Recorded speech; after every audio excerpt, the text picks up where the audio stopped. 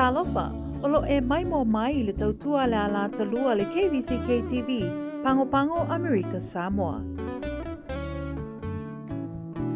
You are watching KVZK TV Channel 2, Pango Pango, American Samoa.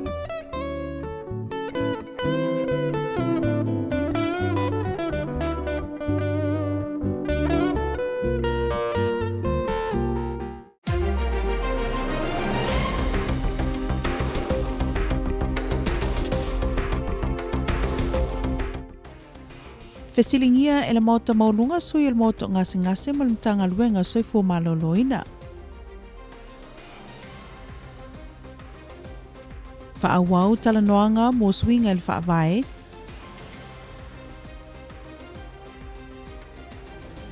Ma esilia malevalu se lau le whanau ua mai o na restara mo le prokalame o le tau mafanfana.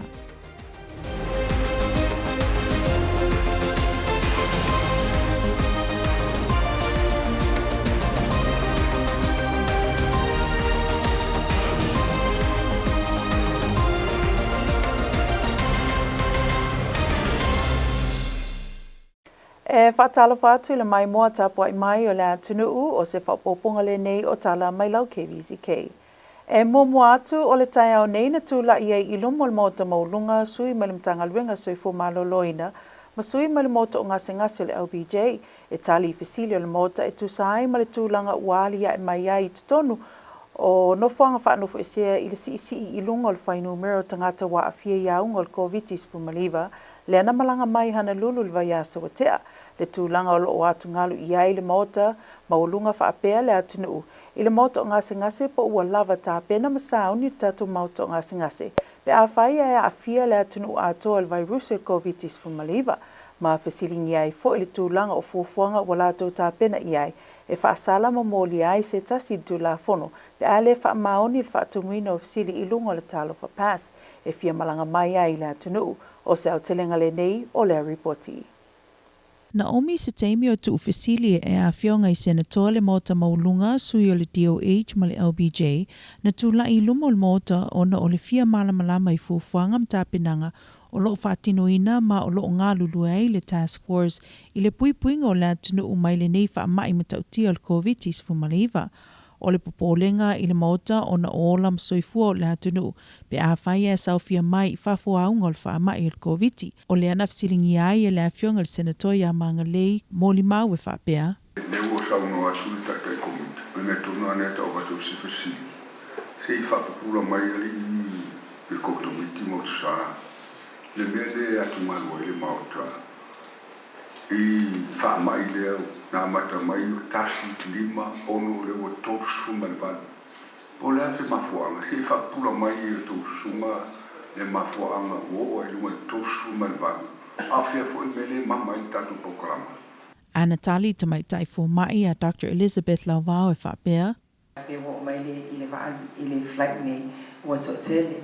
Ya, e sila fia o lo fai ala su enga i o i Hawaii ma America ni o mai la fai malanga pe tolu su enga sfulu aso lima haso malu sfulu fali fasu vali tu lale o mai. Ai mana so foi a o mana fai su enga e se le la bala noa e ma fai na expose ai tanga i fa mai e o mai no ma ne pe el busco fai tu lale o so no ma ne. Se le la bala noa e fai ona mo ai tanga fa mai ai o mai nei America Samoa. Ai ona mafuanga ona ile o lo feo ai pe tanga ton Hawaii ile o fa pe on no formao e lo na so ai na wa ni pe si fa mai pe sulanga na ile fa na pui e so formalo lo ina ile feo ai no tanga ton Hawaii so tu sara pe fa so enga lo so fa tu la ai para mai e se le la bala no fa ona mau ai fa mai tanga tani ile fa malanga mai le sulanga a fa o mau se sa si fa mai ai le malanga mai i lungo le va e li mai tu la sa wai va e se le fo ya la no e ma fa ai ona pipesi stono va le pe a pai le se sa si o foi o mo fa mai no su fa tu la so do su fa tu la so ai le malanga mai ai mana tu foi e ia so fa tu la ngai ma fa ai ona le incubation period o le fa mai. Na fisiringia fo'i e le afionga le senatoa i le matua ia tongiola tulafono, le mafuaanga wa laio na ese suenga o lo faia i le atunu mahawai, ai o le a fo'i le mafuaanga wa laio na le fa maoni le kampani o lo fa tautaya le faia o suenga i Hawaii, o lo tutongi le atunu. Peitai, na le ifa amaliaina le afionga le senatoa tu sai matali sa tali atuai sui o molimau. Na fisili fo'i le afionga le senatoa ia tongiola i le tāpenanga masau niuninga o le mauto ngasi o le LBJ fang alu ua o mona whata ati le teminei pe a whaia alia e mai le a fiai o le atunu il wha mai o le COVID. Peitai, na le ifa amaliaina fo'i le finangalo le afionga le senatoa ia tongiola e tu sai matali sa atu inatu e sui ma le LBJ. I le mai ai o le iloilonga le tai au nei na talosanga le mota ina ia toe vaai tuto ane i le whaatinonga o suenga o lo whaia nei e company Hawaii ma ia ina le leile tūlanga le talofa pass ina ia fo i ai nei whaafita o li o lo alia e mai pia i le haafiai o tangata e malanga mai le atunu i aunga o le COVID-19 fumaliva.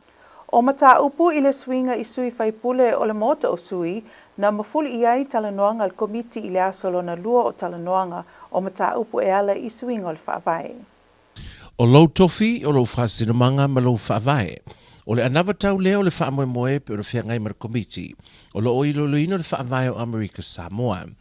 O le whanotanga le komiti e soa lau purei mata upu e sa iri ei se tasi mo le whaamoemoe na ia tu inatu le whanotele le Masino Junior le tausanga nei. Mo le sira fia le atunu atoa a wā swinga o fufuaina. Mo le solonga le lei ma le anga i luma o le whaatautaya o le malo Amerika Samoa. O le mata upu pe o le mafuri e la fonga le tau nei. O le vaenga wa ta ua le whaaperetania o le House Reapportionment Amendment le au lo vesiringi ai. Pe wala ngā te tau o na tu inatu nei vaenga mo i loilonga a le fono le whaavae. O le mata upu le nei e whaatatau le toi whaatulanga ina o su yusu fono. Ina ia tusai ma le whaavae o Amerika Samoa. I le nei lava mata upu. Le wa tala no ina o le atu e whaatulanga le tula fono, le au whai o senatoa le mauta maolunga ma whaipura le mauta sui. I se vai teimi e leititi fo i le lima tausanga. I lalo swinga pe o le tala no ina le tau nei. O lo tuina mai e ni swinga e au na sida i e le komiti ma whaali ai o lato whingalo. O nei swinga e au whiaire si tio numero whaipule i tu malo i tu au ma le lua sui le tolu sui whaipule. Whapema tua lauta le si tia i le valo sui whaipule mai le lua lo i ai nei. O le manatu ta iala e te tau tangata no uma po whea lava lo no nofo mau mawai o na tutusa o lato sui le fono whaitu la fono. O na ole le te tusa ma le pale ni o sui su fono le fono whaitu la fono. O le mea lea watu ina mai ai se tue whaatulanga ina po se vai fo. Pe o te tau ea na muri ta ia Amerika Samoa le manatu. Ina ia tutusa sui su fono o le fono whaitu la fono. O le mau ia iai se awala e whaanga ai le tusinga ingoa le United States e fausi ai se ta iala ina ia tala whea ngai sui su fono ma le whaitau au whai o tangata no o. E to alua nisi o lo whainga luenga ia tātou no fuanga wa a fia iaunga o COVID. E peona whaamautu mai e leli fo mai a Dr. Aifili Tufa. Na tā ua e tufa o le mawai o nisi o le au whainga luenga le wha mai. Wa atoa i aile to avalo tangata lo ngā lulua i tātou no fuanga wha nofu e sea wa a fia. Talua na taunu mai le malanga i le lua vaiaso taluai. O le au whainga o tangata mai le malanga wa a fia i le siama o le COVID e fast futasi. Tolus futolo le pasese. Ai valu o le au whaingaluenga le DOH. Na tā ua le li fo mai o tai au leo fo whaiai suenga mulmuli a la tau i o lo le lei o negative a la tau suenga ma a whai e leo iai seisi o a fia i le siama o na tatala umaloa la tau i tua i le aso whareile e atoa i ai le sfulu wha o aso talu ana wha anofu e sea. O le pasese wa a fia iaunga le COVID e toe su e ina e wha o ngai nai le mea tutia e tā ua le antigen testing e sa ili ai po ni tangata sa afia mua historical cases po ni tangata fo fato a afia ili siama ilunga o le vaalele o lo fautuaina ile li fo mai tangata o le atunu ina ia faia le tui le booster a wana o le pau lea o le vaenga e mawhaio na atoa ai le pui o le tino mai a afianga o le COVID o le afo iwa iai le fuanga alintanga luenga so e fo maloloina e wha o ina atu le booster inu umafio anga itua. O le selau mo i lātou i le lima i sfutasi tausanga le matutua o le amai a lea i le aso luas fumalvalu o le mahasina nei. E lata i le wha se lau pa sese ua mai o na restara I lunga le talo fa pass mo le malanga leo fufua mai le asos fu mal fito Februari I se ripoti mal komiti al COVID. E pea ma le tolu se lau tolu sfulu I lato ua mai o na whaia uma lato pepa ma vaenga uma e mo umia e le mtanga luenga so I fua maloloina. Ua mai o na whaia le suenga mua al COVID la sunga fua na te anei ma o lo whaatali nei unga o ia suenga. O suenga lona lua fua mo le asos fuma le lua masina nei, ai o suenga mo le muli o le awhaia I le asos fuma le lima ma le asos fuma le ono. O lo whaia I le temi nei fetuna inga ma le whatan malo le series, mo le whaongaina e avea ma nofuanga I whaanof ese ai nisi o le pasese, o le isi nofuanga o le a whaongaina e au fiai le whalefou al mlawa alele I tafuna, le fua te tala I le asfarele nei, potu e tolu ono. Inisio tala ua whaawawina pea o na taufia malanga I le vao sa moe lua se ia se teimi. Whaalia il whaatonu ia motu sātu I le amanua o loo whaawawina pea a whiutuna inga maapia I le ono whaanof o sea o pasese pe ataunu mai I tutuila I le lumanai o le a whailua lava I le atunu ule teimi e toi whaawawinai malanga I le vao sa moe lua. I se ripoti la tamai tu sai o tuinga o lo whaanga solo nei, e a fuatu I le asofito o Februari, e lata I le fast fululua awhele au whai o tangata e anga waa mo le tui o le COVID, wa mai a le tui e tasi. Mai le nanu mera e tolus fuluiwa awhe lima se lau wa mai a uma tui e lua, I le whaitawa au whai o tangata o Amerika Samoa, e tusa lea o le valus futolu te sima le 5% wa mai a le tui e tasi, ai fitus fuluiwa te sima le 5% wa mai a uma tui e lua. Mo le whana wa onga ia onga tuma o ti ma onga le malo, e o mai le vai aso nei wa valus fuvalu te sima le 12% wa mai a le tui e tasi ai valus fulua pasene wa mai a uma tui e lua. O lo o sila le DOH e ala I le whaia o seisi tuwinga I tua ia onga, e a fuatu I le asos fuma le valu o le masina nei ina ia tui uma le whanau. O lo o fautuaina le atunu ina ia whaia uma tui o le booster, a wā e na le pau lea o le puipuinga ia unga o le Omicron. E sili le ititi ma le ono awhi tangata ua whai uma tui o le booster, tusa leo le sfulfitu te sima le 12% o le atunu. Ua mai anga luenga whaalelea le tātou no fuanga toso wa ai sātala, ma ua mawhai nei o na toi whaaua winanga luenga masani e peo na fuafua I eile pūlenga ma le awhainga luenga. I le asia singa ale kovana sili I le tai au nei, ua whaamalia I nai le whaao le malo I ngā luenga o lo whea ngai ma le awhainga luenga. E ala I ngā luenga whaalelea lea ua mawhai ai o na toi whaafo I le tātou no fuanga toso wa I le tūlanga sa iai mua. E ala lea I le ofi uma o waa e lua I lunga le vaenga. E ti ai waa ai whainga luenga masani le ofisa.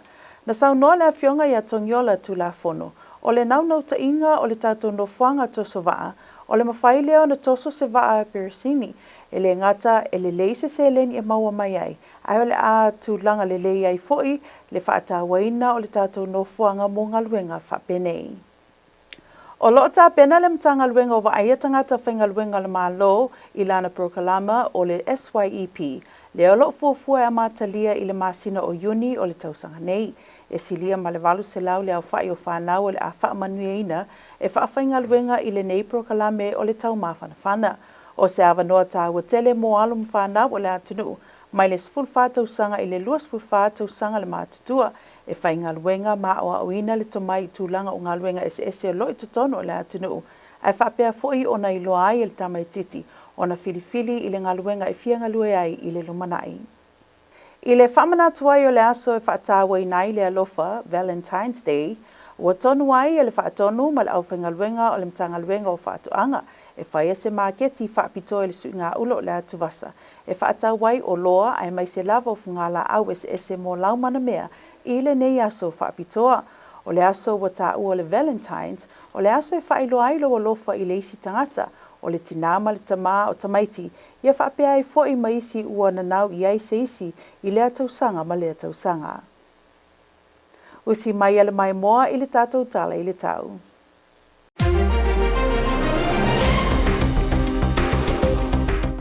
Whaatalo whātu Amerika Samoa le tātou tala nei le tau.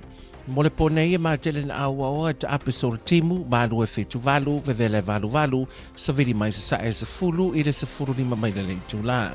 Mo le pole asa tofi a wawa e to uru timunga, ma lue fituono vevele varu fitu, sa vidi mai sa sae sa fulu ili sa fulu lima mai le le tula.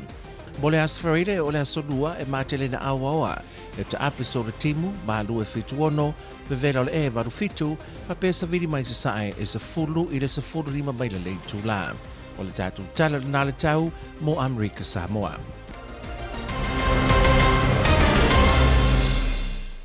Ia malfai unga le nā o talafo wale KVZK le nei a fiafi whaftai whaatasi mai tō whaasefua.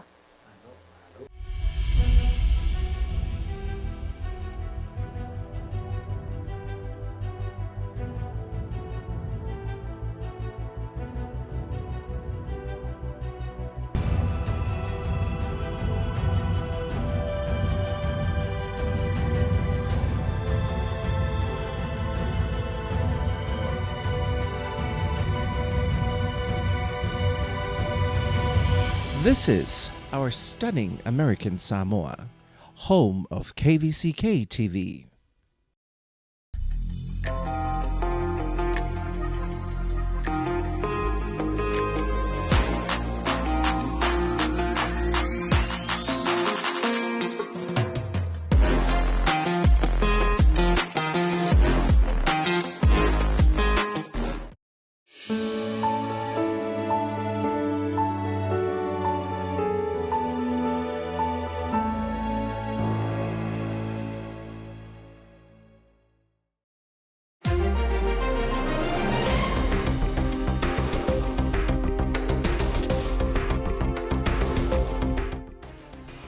LBJ and DOH staff respond to questions from members of the Senate.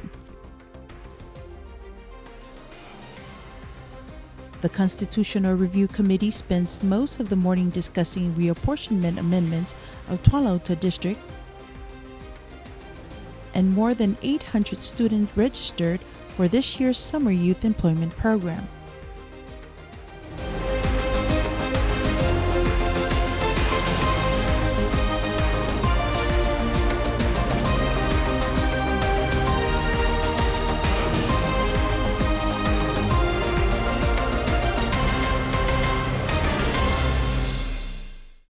Talofa, here's the news. I'm Manino Fimono Mangele. Leading our news tonight, members of the Department of Health and LBJ appeared before the Senate this morning to answer questions regarding the rising numbers of positive cases at our quarantine facilities. Members of the Senate that spoke this morning voiced their frustrations about the lack of information from the task force and DOH regarding the number of positive cases now in quarantine.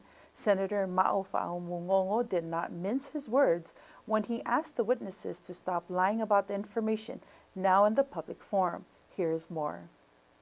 Passengers in our quarantine facilities tested positive for COVID-19 continue to dominate discussions in the Senate, with many voicing their frustrations on what they consider as lack of information from LBJ and DOH.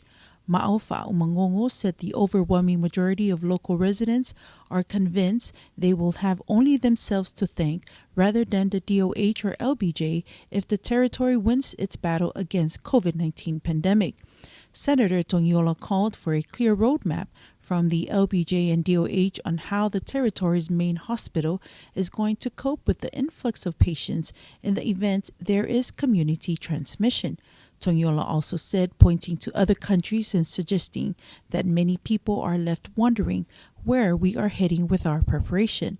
Responding to comments from Senator Dr. Elizabeth Lauvao and CEO Famuina John Famuina said everyone is tired of restrictions, but the government will keep following public health guidance. Other senators who were also given the opportunity to speak also expressed their dissatisfaction with the pandemic leadership, saying there is a lack of clear guidance and explanation from those in the task force on the proper way forward, particularly the process used at our quarantine facilities. They demanded to know how a staffer of DOH ended up in one of the rooms of a passenger in quarantine. Other senators floated the idea of restarting the quarantine program in Hawaii like before. Senator Mangalei Longovi'i and Utipe Telo believes it is the only way to stop historical and new cases from entering American Samoa. Other senators said the The majority of our people are not satisfied with the task force management of the latest and worst wave of the coronavirus infections. The House Reapportionment Amendment has been the main topic of discussion on Day 2 of the Constitution Review Committee Forum. The Constitutional Review Committee spent most of the morning discussing the proposed amendments to the Constitution now before the Review Committee. The American Samoa Constitution requires that senators and representatives shall be apportioned by law at intervals not less than 5 years. The amendment discussed this morning will reapportion it to Au and Maupu to Alauta representative districts and change the total number of representatives. According to Dr. Tapa'au Dan Anga, the intent is to address the significant voting inequality in American Samoa's representative districts. The questions now before the committee is, should the House Reapportionment Amendment be submitted to the Constitution Convention for consideration? The proposed amendments will see representatives for Itu'au composed to the villages of Nauli, Whangasa, Matu'u and Whanganenea increase to 3 seats from the current 2, and Tualauta increase from 2 to 8 representatives. That's a total of 27 Faipule from the current 21 in the House. The Constitution Committee meeting continues tomorrow. 2 more staff of DOH working at our quarantine facilities have tested positive of COVID-19. Raising the number of positives to 41, 33 passengers and 8 staff. Dr. Aifili John Tufa told KVZK News that 33 passengers tested positive for COVID have a very low viral load, so it is important to run another antigen test to determine if they were infected on the plane or historical cases. He said all of the positives are asymptomatic and in good health. Dr. Aifili is encouraging the public to get their booster shots to be fully protected from Omicron. He said even if someone is fully vaccinated, there is still a chance that person can get the virus and spread it to others. The booster shot is the only protection. Quarantine period for travelers arriving in American Samoa was reduced to 7 days from 10 days beginning January 1st of 2022. However, because of the significant increase in the number of positive cases on January 27th flight, quarantine for this particular cohort has extended to 14 days. The rest of the passengers will take their final antigen test tomorrow before they are released on Friday. February 28 is the last day of the $100 incentive. Plans are underway to carry out booster shots in villages. Close to 400 travelers have registered on Talofa Pass to travel to American Samoa on February 17th flight from Honolulu. According to a report from the task force, about 330 have already gone through DOH processing and 330 were approved. The first swab test was held on Monday and we're awaiting results. The second test is scheduled for the 12th of this month and the third test is on the 15th and the 16th. Negotiations are ongoing to add Sadie's by the Sea Hotel again as another quarantine site in time for the 17th. Additionally, a government quarantine site built at an airport hangar in Tafuna will be ready for the February 17th flight also. It has 36 rooms. Meanwhile, the task force is suspending flights from Samoa this week, and it will review possible resumption next week. Health Director Motosatu Ilamanua said they have been communicating with health officials in Samoa who are looking at the possibility of implementing a quarantine period for travelers from American Samoa. He said this will be publicized once Samoa finalized their updates in travel requirements. As of February 7th, close to 42,000 people eligible to get the COVID vaccine have received at least 1 dose. Of that number, 39,500 are fully vaccinated. For the entire population coverage, this means 83.5% have received 1 dose, 79.4% are fully vaccinated. For school vaccination coverage, as of the 7th of this month, 88.3% of school children, private and public, have received at least 1 dose, while 82% are fully vaccinated. DOH is looking at having another vaccination push at the schools on the week of February 18th to get more children vaccinated. It is also promoting the booster shot, as studies by U.S. Centers for Disease Control and Prevention shows that boosters provide the best protection against Omicron variant. Only 6,250 people or 17.3% have gotten booster shots. The American Samoa government shipyard in Satala is now ready to do repair work for 2 vessels simultaneously, thanks to the hard work of CEO Carlos Sanchez and his staff. Mr. Sanchez and his staff worked nonstop in the past few weeks, welding and painting the section where vessels rest once lifted onto the cradle. Testing work was carried out last week to make sure the cradle is ready and steady, and as Mr. Sanchez explained, his crew used their knowledge gained from the many years they worked at the shipyard to carry out repairs. Usually, the office engages outsiders to do this job. The results of the work carried out by his crew over the past weeks shows that the talent and knowledge is right here at home. Over 800 students will be lucky recipients of this year's Summer Youth Employment Program, organized by the Department of Human Resources. The purpose of the Summer Youth Program is to provide academic occupational skills and work experience for children from ages 14 to 24 years old. It is proven that youth who work during high school are more motivated, perform better in school, and are more likely to connect schoolwork with future success. Valentine's Day is Monday next week, and what better way to spend your money to buy something for that someone special than going down to the Agriculture Valentine's Market this week. The Agriculture Department is at it again with a special market starting tomorrow at Su'inga'ula for people to purchase crops and local staples. Friday is the last day of the market. Now here's a look at our weather report.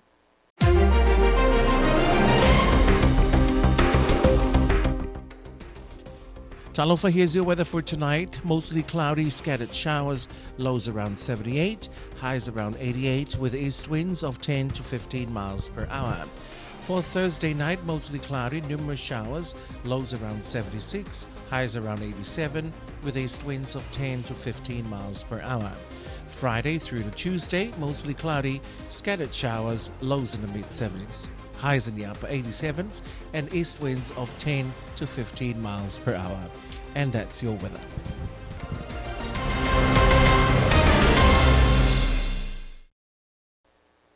And that's KVZK News for tonight. Thank you for watching. Goodbye.